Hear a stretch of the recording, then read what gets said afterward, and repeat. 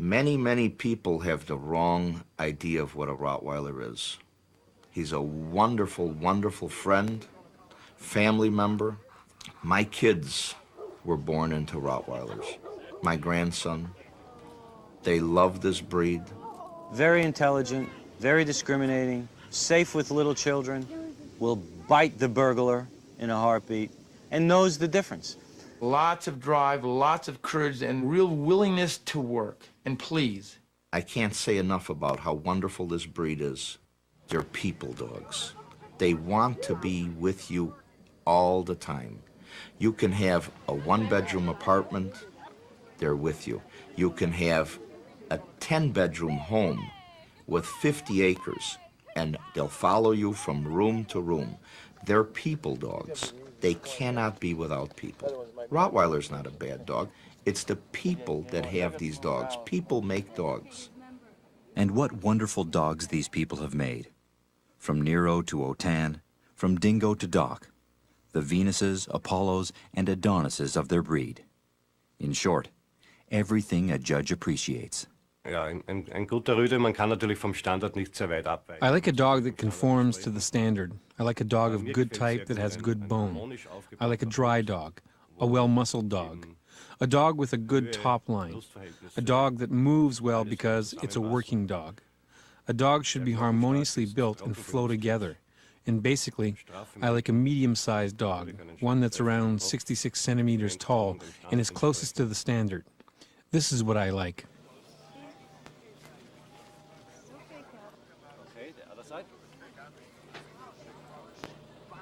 I'm a firm believer in that the dog should look like the standard and work like the standard, no matter what the standard asks it to do. But producing world-class specimens of Rottweilers such as these is no easy task.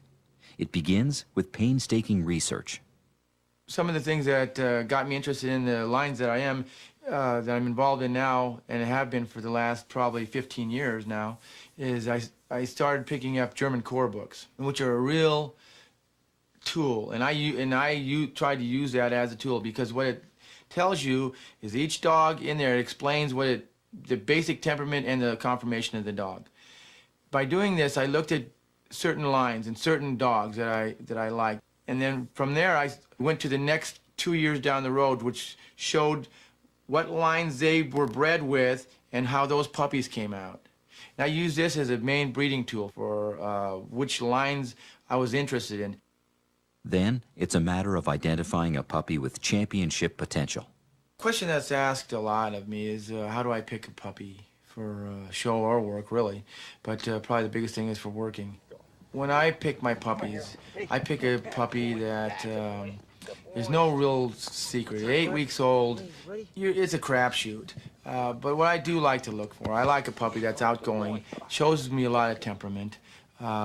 If he reacts to a strange noise or something, is afraid of something for a second, that how he reacts to that thing that scared him. I like a puppy that recovers from it quickly. I like to see him have a little ball drive already. I like to see him, if I'm out sweeping around, that they're grabbing that broom. I like to see these things. These are things that, but that doesn't necessarily always mean that those puppies turn out to be the best working dogs. As they get a little older, one thing I insist on having in my dog is a lot of ball drive, which constitutes in the play and prey drive. This is something that I feel is very important because I train through those drives, especially in the obedience part of it. I think that's extremely important for me and my working dogs, that they have that play drive and prey drive together. They're usually very eager to please you, and it makes it easy for you to reward them and to please them, and they're willing to please you just for a simple ball. This is one of the reasons I like this kind of drives in the dogs. Another thing I feel is real important is socializing puppies. By socializing your puppies, they become secure with their surroundings. By them being secure with their surroundings as puppies, they become secure with their surroundings as adults. Many people are very surprised, even Schutzhund judges, when I go compete with two males and I let them both out of the crate at the same time. They're standing next to me and they're walking around with me. They're surprised that two males can get along. The dogs are very confident in their own self. This is a big part of dog aggression. They don't need to act tough because they know and they feel that they are tough, so they don't need to prove it all the time. But also they know by training and being socialized that it's not acceptable for them to be aggressive toward other dogs unnecessarily. And this, I think, is part training, part breeding, and part socialization. I think it all plays hand in hand. After selection, the real work starts. Training, an end towards which some people will go to any length. I decided about 2.5 years ago that I needed to be a decoy, or at least to try to be a decoy, because I thought it might make me a better trainer for my dogs on the other end of the leash. It turned out to be so much fun that I stuck with it. In the very beginning, catching a very fast dog was frightening. There was one moment when I was concentrating too much on where my feet should be, and ended up, when I caught the dog, both feet were off the ground, and I did this fantastic flying crash. But things got better, fortunately. When you first begin working as a decoy, you should work titled dogs who are calm and very clean, because then you can learn your techniques without having to worry about other variables like a dog being dirty or a dog who doesn't know what it's supposed to do.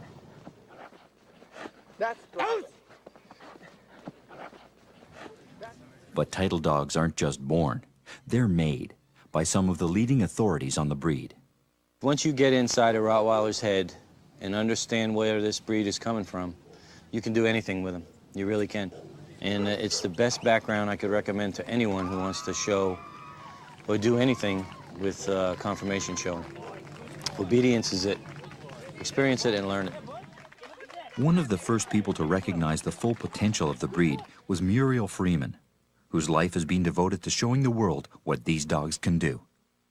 Muriel Freeman has been involved in Rottweilers for a long, long time. She was first introduced to Rottweilers by her late husband, Bernard Freeman. When she first saw them, she thought they were very ugly dogs and she didn't want any part of them. But of course that changed over time, and now she would never be without one. She's given a lot to the breed. She's been given all her time and her energies in helping the breed grow and helping to teach people about the breed. She was the one who brought the OFA into action, so the dogs had to be x-rayed. Their hips had to be x-rayed at 24 months in order that they wouldn't have hip dysplasia. She was also the one who started the American Rottweiler Club, and she was the first delegate for the American Rottweiler Club in the AKC. It's a legacy that's carried on today by such noted practitioners as Eckhart Sahlquist and Xaver Meixner. Xaver Meixner has made more contributions in Germany than just about anybody. He's titled a zillion dogs. He's bred God knows how many club Siegers, club Siegerins. This man, what he does with his dogs is just unbelievable. And he works with his dogs. He deserves everything he's gotten with these dogs. He gets up in the morning, takes them to the forest, does it 3 times a day, walks with his dogs, trains his dogs, loves his dogs. Great person. If you could see Xaver Meixner and his routine every day, it never varies. He gets up, gets his car, hitches the dog hanger on there. A dog hanger is where the dogs go into. There's 4 of them. He loads it up, takes a ride to the woods, takes each dog out individually, walks them, brings them back home. He trains every one of his dogs. They go training on Tuesdays, Thursdays, and Saturday and Sunday, the whole family. And he's out there all the time. It never varies. He does all the training. He's helped so many people over there. And here's a person who has tremendous knowledge and shares it with anyone and everyone there. What drives Xaver Meixner and Rottweiler is a genuine love for the breed. That's what drives them. These world-recognized trainers are responsible for some of the finest dogs ever produced. Names that are legend to the Rottweiler connoisseur. Wotan, he was a very good show dog, but more than anything, he was a great working dog, or he is a great working dog. He's still alive.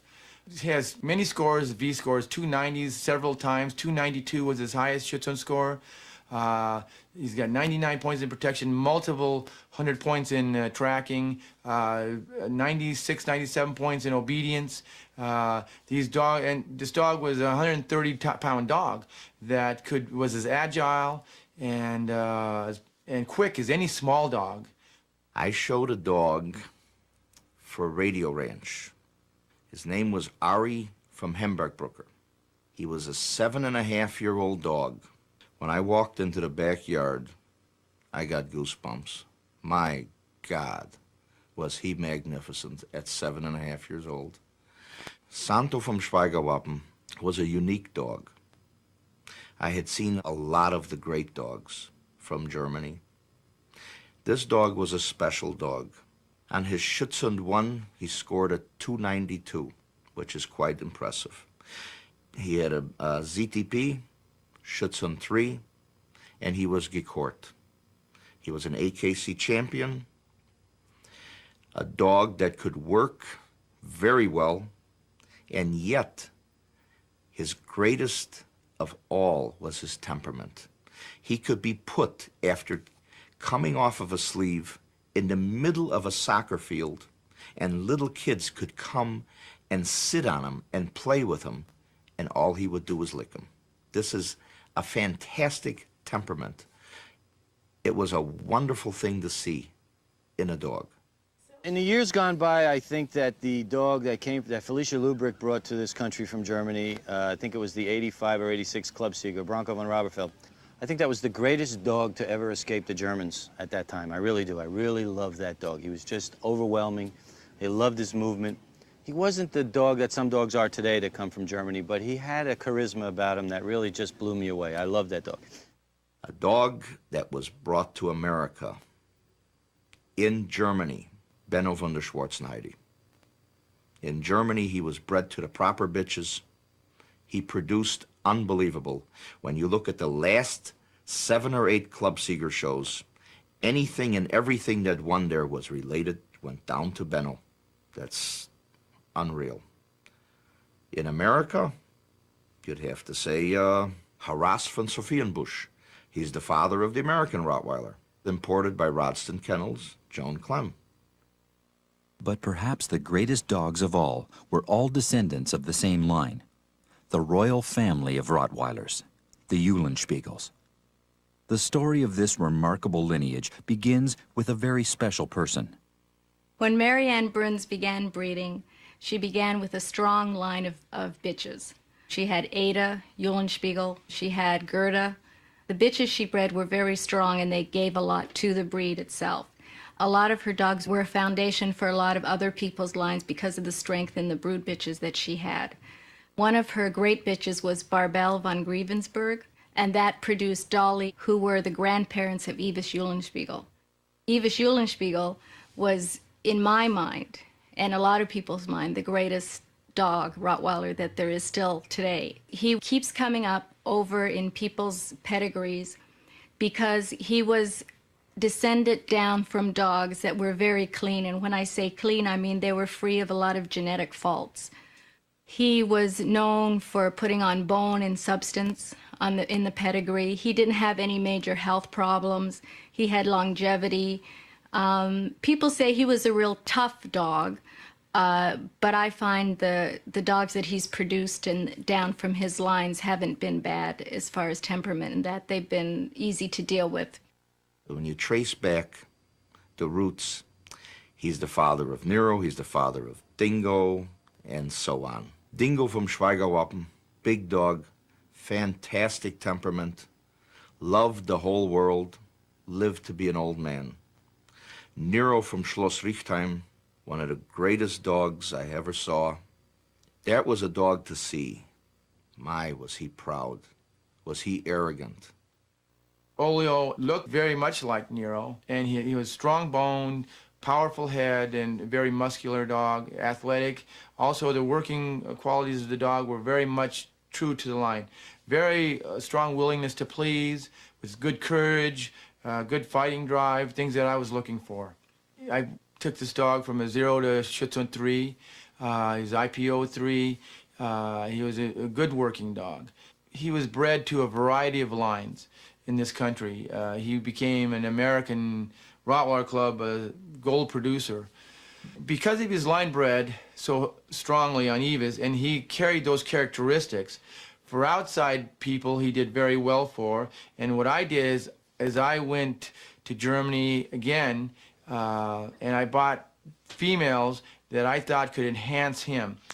With these females, like Delke von Hennekamp, for example, which was an Ivan von Fuse rifle daughter, but bred to a Nero daughter. Before I bought Delke, I bought Sira von Eselsbergertal, which was the mother to Wotan and to Santor. Now, Sira was also a Nero daughter, but she was also a Helena von Königsgarten daughter, which was, Helena is the full sister to Hassan, which is Amigo Kresbach, which is Evis Eulenspiegel again. So she was also very strongly line bred. Santor was actually a breeding between Olio and Sira, which was a half brother and half sister.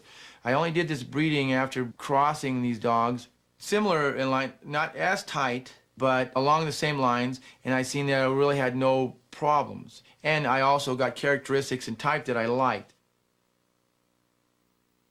I also had Tim, which was bred to Sira. Tim was a Berno Remching and son. Berno Remching was an Evis Eulenspiegel's son. So these lines cross very well. Bailey fits in the Eulenspiegel line because he was an Evis Eulenspiegel grandson. What made Bailey such a great dog was, one, because he was inbred. It was a father-daughter breeding. And two, he produced himself. It seemed that it didn't matter what bitch we bred him to, he reproduced what he was. And that's because genetically his gene pool was small, so you didn't have a lot to stray from. And also he had 40% inheritance factor from Evis Eulenspiegel, which is the strongest that I know of right now that has been around. If there are stronger, I'm not aware of them. Evis line is not only responsible for such dogs as Nero and Dingo, Bailey and Tim. It also spawned a new kind of show, one that had never been staged in America. When I first brought Tim over, there wasn't any Seeger shows. I did show Tim in Germany. And this is what sparked my interest in the German style of showing. When I went to the German shows, being used to the AKC shows, which were much more uptight, and I went to these German shows, I showed, Tim there, and geez, I had a great time. I mean, I truly had a great time, and what I really enjoyed, along with being able to show the dog off in a natural way, should be shown naturally, and having the dog that's in condition and being kind of rewarded for it to some degree, and letting the dog win on its own merits. The year after I got Tim is when I started trying to promote this type of showing in this country. Every session, every month, we do something different in working, from carting to weight pulling to agility stuff to protection work to tracking. So what I want to do is try to get people doing something with their dogs and seeing, hey, these are dogs that should be able to do work along with looking good. One of the reasons I started these German-style clubs, too, was we needed a breed book, I thought. A history of all the dogs. Just by having pedigrees that said names didn't tell you anything about this. So you had to rely on people telling you what was good or bad about a dog, and that was kind of maybe not so accurate all the time. Depends on if the person liked the dog or what the person knew. So I thought we should do something like this and that in this country. These core books, in my opinion, are extremely important. You don't have to go on hearsay. It's written down. These ZTPs and core reports are all put in the book. In this book, it's by unbiased people and judges that are supposed to be knowledgeable about the breed. They're experts in the breed. So they put their opinion of the dog in this book. So later on, you can come back to this book as a breeder, and not everybody can go all around the country and see every dog. So you have a real good general idea by an unbiased party what this dog looks like. You definitely have the information on his weight, his height, but more so than that, what you can do is you take a look at that dog and say, yep, dog sounds like he has the qualities that I want. Then you can look 2 years or 3 years down the road and say, hey, here's what this dog's produced. Is he producing the type of dogs that I want? with different lines. Or does this line work with this dog and this other line does not work with this dog? And then from there you can choose, if you see that the dog is that you've chosen or you'd like to maybe consider as a breeding dog partner for your female, and you see that similar lines to your female didn't work, then you might want to think about going to another dog. And now if they did work, then you say, hey, it's a good prospect. So it takes some of the gambling out of breeding. Breeding is gambling regardless, but at least you're putting the odds more in your favor when you do this. And you have some legitimate information from unbiased people that are experts in the breed. When I got interested in making a German-style club, this is one of the things, too, that we could put a breed book together and show and really have a good time at these events.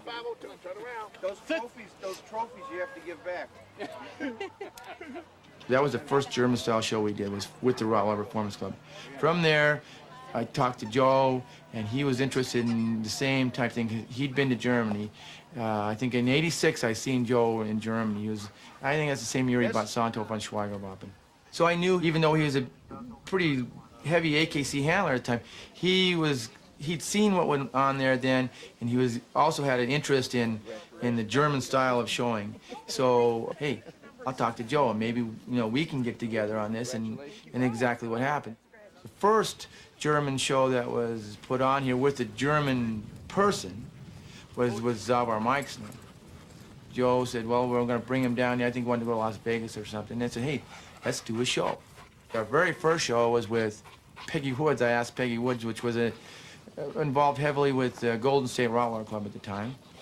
She judged our first show. And so when we brought over Meixner, it was quite a good turnout. People really had a good time. And at that show, right after that show, we changed the name. When the German-style clubs were started, the original idea, and it still is to put a program together to keep the Rottweiler and to make sure the Rottweiler is a show dog and a working dog all in one. I think that is the most important thing to maintain. First name, Lori. Since those formative years, the German-style show has become the favorite of many an exhibitor. In the German style of showing, what happens, every dog is critiqued. In these critiques, at least you can listen and see what the judge liked and didn't like about your dog.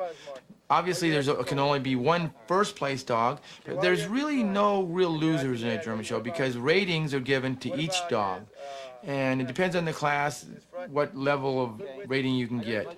If you have a V rating in a class, that means that judge thought you had an excellent dog. At least you have something that you can take home with you, and it stays with the dog the rest of his life.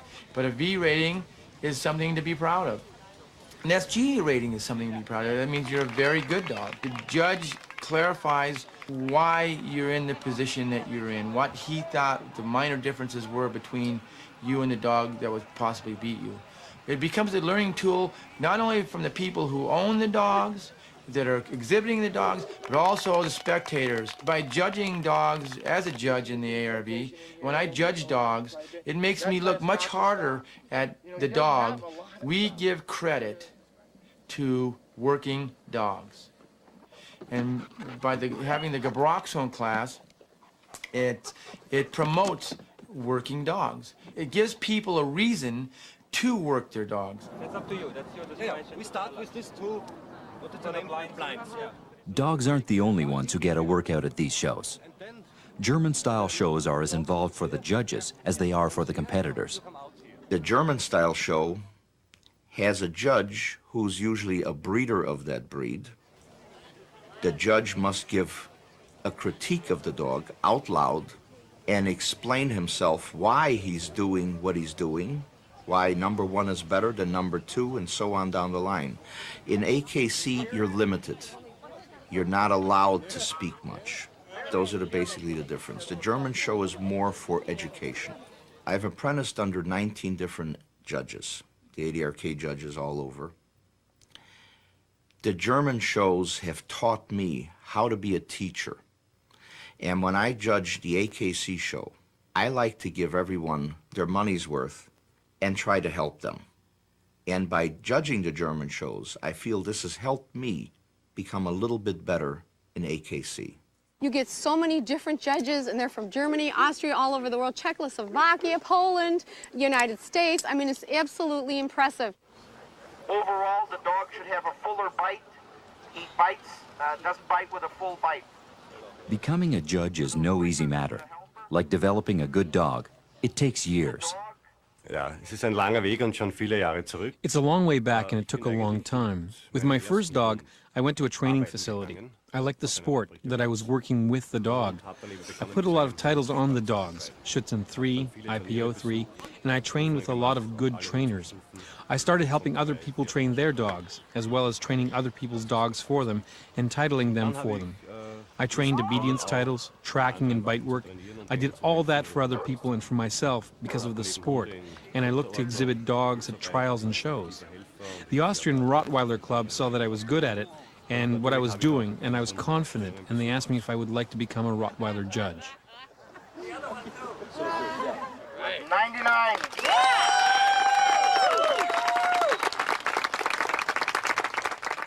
Sound judging takes a trained eye, a capacity for constructive instruction, and a confident manner.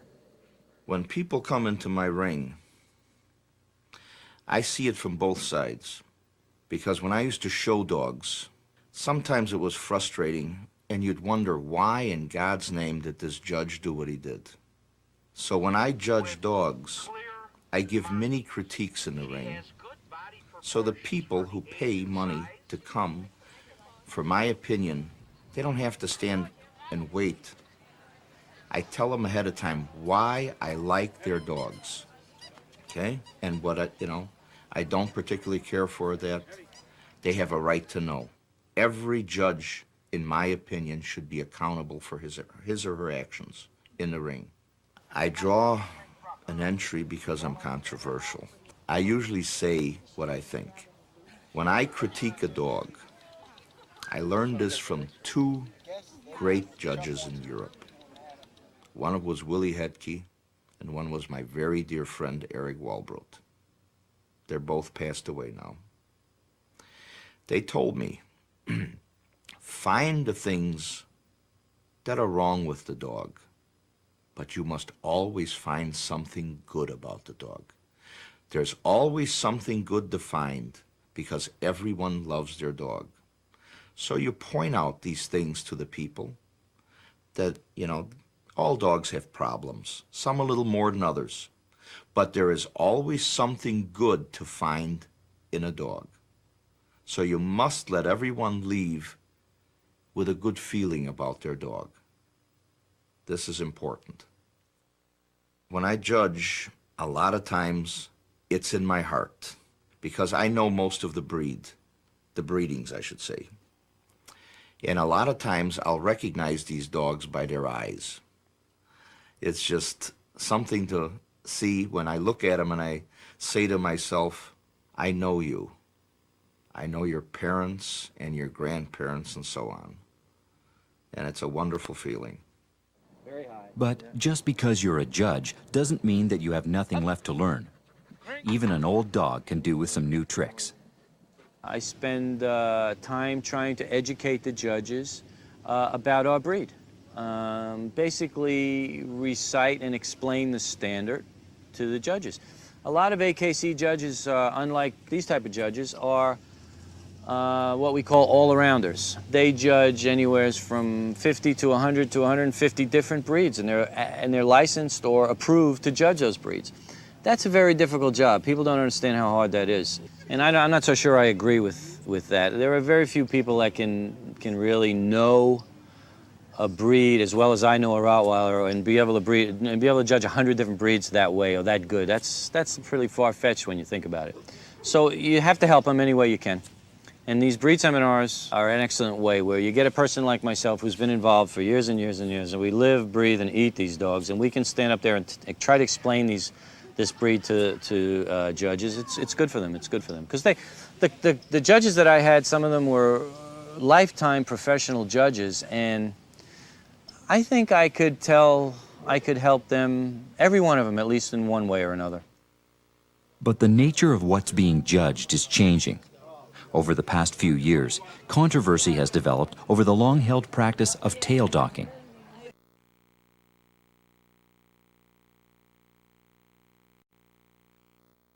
The thing that bothers me the most is the tails. I see many more real problems out there. Problems like dogs that are locked up, dogs that are transported without any water. For instance, cats are castrated because there are too many cats. There are all kinds of things going on, and all of a sudden they come up with, you cannot dock the tail anymore. There's nothing cruel about docking a tail. For instance, for the last 2 years in Finland, I've been seeing dogs with tails. You don't know where to start or where to leave off. Which is the right tail set? Some tails have hair, some tails don't have hair. It's a catastrophe for our breed, and we should rethink everything that we've done. One of the most unique features of our breed is the fact that it doesn't have the tail, that the tail is docked. It doesn't affect the temperament or the breed, I know, and it really doesn't matter, but it just gives our breed that unique look, and to take that away from our breed, I think is unfair. I don't really think it bothers them physically. If it's done right at the right age, I've docked many, hundreds and hundreds of tails myself. It's really not a problem. I don't see what the big deal is. And to take that away from the Rottweiler, to take that uniqueness away from him is unfair.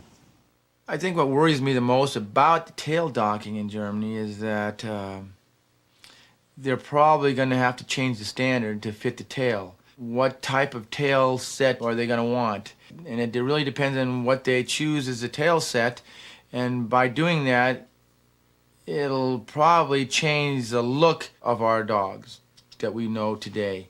People are going to be concerned about that tail set, and that's something that does concern me. Do I worry about Germany not docking tails? No, I don't really worry about that.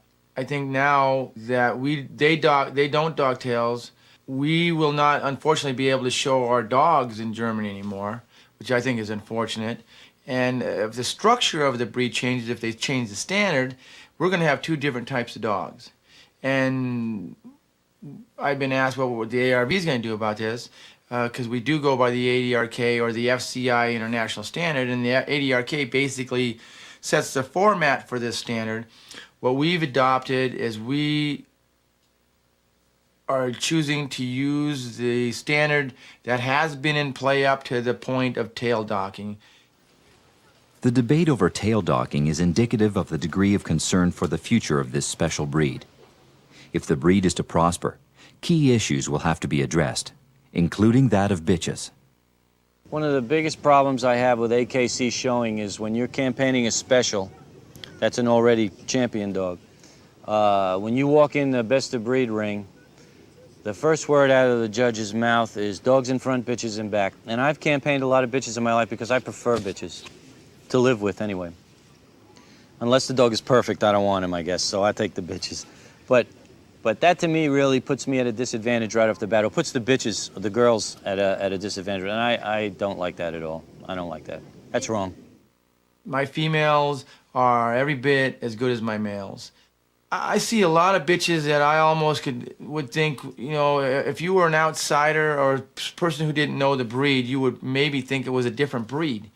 I really think females should look like a female, but not like another breed. They should just be a smaller and somewhat more refined version of a male. Not totally different in head type, not totally different in body type. They should still have that, what the standard says. They should be robust and they should be powerful. It doesn't matter if they're a female. We're not talking about people here, which preferences for models are to be slender. We're talking about Rottweilers, and I think Rottweiler females should look like Rottweiler females. They should look as impressive, you know, to a degree as a male. Of course, a male is going to be larger and more substantial, but that doesn't mean a female should be too weak, or too feminine, I should say, maybe is a better word. I like my females to have strong heads. I like them to have good bone. I like them to have this good drive.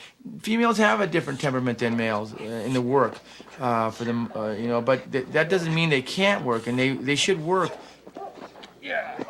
We need to educate people that this goes into breeding, that the bitches are the essence of any breeding program. And like I always say, if you have the greatest bitch in the world and you breed it to the dog next door, you will get good puppies, some good puppies. But you could have the worst bitch in the world and breed it to the top stud dog, and chances are you're not going to get anything. So the bitch is really the essence of any breeding program, and more emphasis should be put on that. Despite this, the Rottweiler community is thriving. More people are caring for these dogs than ever before. The quality of that care is best exemplified by the phenomenon of rescue leagues, organizations dedicated to saving these dogs from situations of abuse. They bring into the ring pictures of the dogs that were rescued, what they looked like, and they're horrible pictures. And then the people parade these dogs and stand by the pictures. And there wasn't a dry eye around the ring. Let me tell you something. Those people are real heroes. They have these dogs. They take care of them. They love them, okay? They love the dogs. For the Rottweiler aficionado, the future is looking brighter than ever, thanks in part to technology, which has helped to welcome a wider Rottweiler network. I see that communication going on more and more all the time. I think it has to do with it's a sign of the times. It's easier to communicate. Everyone's on the computer now. Everyone's, you know, it's a phone call or an email away now you can communicate, whereas 10 years ago it really wasn't like that. So that's helping. It's very powerful, isn't it? Yeah, Just big full body Roddy coming dead on at you. You have to be a Roddy. And I always dreamed that someday I could do my art full time. And I released this in March of '93. Had no customers and one print, but I thought it was pretty good. And we've been doing this full time now for the last 5 years. And as you can see looking around in my booth, we've really expanded. Right now I think I have about 20 limited edition prints out. Line of clothing, clocks, t-shirts, sweatshirts, note cards, tapestries. And we just travel around the country doing what we love. We've got work booked through the year 2001. I'm not accepting any more commission work right now. I can't and catch up on the projects I want to do. Lovers of the breed are everywhere, including a whole new generation of breeders, handlers, trainers, and judges. Although dogs are always a part of my life, what really sparked my interest was when my father and I went to Germany and I seen the Korung done with the handlers, the owners and the handlers putting the work on their dog. Seeing that work really made myself think this is something that I wanted to do and accomplish myself. The first dog I've taken zero to Shih Tzu 3 is Genix Flash. He's basically the ground base of what I've learned. I've gone to zero to Shih Tzu 3. I put an AD on him. I just recently put an FH on him. I put the lifetime Korung on him. He's basically been my learning tool in my experience with Shih Tzu training. He's just so eager to please. He's my best friend. He's my pet. He sleeps in my room with me. He goes everywhere with me wherever I go. As far as training, I feel that we're a team and we work well together. He's waiting. All he wants to do is please me. And he makes it easy for me to learn all the aspects that I've learned so far through my short career of Shih Tzu. Step out. Everything that I've gone through so far, I have to say, I have to give a lot of thanks to my father. He's basically shown me what to do as far as helper work, as far as a trainer. My accomplishments that I've done with Flash, I owe it all to him. He's really helped me a lot. He's shown me the basis and the ground and what to do. I think I'm pretty lucky to have a father like that as far as what he's done with the breed. Careful selection, proper handling, and of course, care. It all goes into making a world-class Rottweiler. Principles that will endure and ensure that this noble heritage continues. As a first-time Rottweiler owner, my advice would be to educate yourself very thoroughly about the breed. Be ready to be a strong handler. You can be fair and firm, and you have to be very firm and fair and balance that out. Be good to the dog, and talk to people who know what they're doing in the breed, and participate. Be involved. Be involved.